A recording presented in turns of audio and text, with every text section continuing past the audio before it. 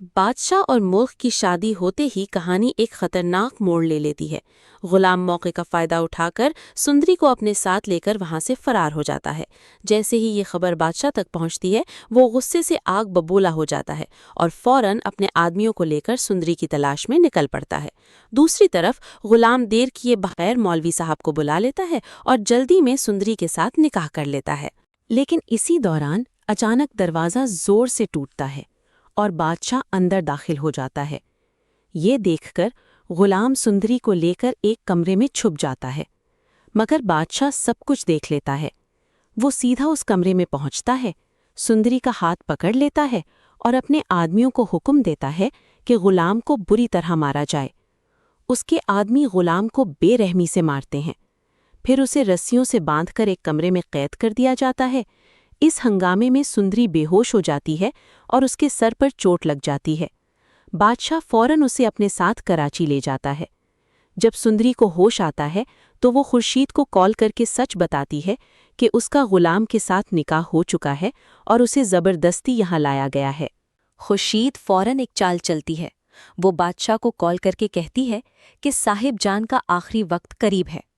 ये सुनते ही बादशाह फौरन सुंदरी को लेकर सुंदरगढ़ रवाना हो जाता है। इधर गुलाम किसी तरह खुद को आज़ाद कर लेता है, आदमियों को शिकस्त देता है और सीधा कराची वाले घर पहुंच जाता है। मगर वहां सुंदरी नहीं होती। इसी वक्त उसे सुंदरी की कॉल आती है, जिसमें वो बताती है कि बादशाह उससे ज़बरदस्ती निकाह करने जा रहा है। ये सुनते ही गुलाम फौरन सुंदरगढ़ पहुंच जाता है। वहां मौलवी साहब निकाह पढ़ाने ही वाले होते हैं कि गुलाम अचानक पहुंच जाता है। पिस्तौल निकालकर कहता है, सुंदरी मेरी बीवी है। बादशाह भी फौरन हथियार निकाल लेता है और गुस्से में कहता है, अगर वो मेरी नहीं हो सकती तो तुम्हारी भी नहीं होगी। ये सुनते ही सब सहम जाते हैं और अगले ही लम्हे गोली चलती है जो सीधी सुंदरी को लगती है। वो खून में डूबकर जमीन पर गिर जाती है। गुलाम फौरन उसे अस्पताल ले जाता है, जहां डॉक्टर ऑपरेशन करके गोली निकाल देते हैं। इसके बाद गुलाम पुलिस स्टेशन जाकर बादशाह के खिलाफ केस दर्ज करवाता है और पुलिस उसे गिरफ्तार कर लेती है। कुछ देर बाद खबर मिलती है कि सुंदरी को होश आ गया है। गुलाम उसे फौरन अपने साथ ले जाता है। बादशाह जब जेल से निकलता है तो सीधा अस्पताल पहुंचता है। वो खामोशी से सुंदरी का हाथ पकड़कर गुलाम के हाथ में दे देता है। ये लम्हा सबके लिए इंतहाई जज्बाती होता है।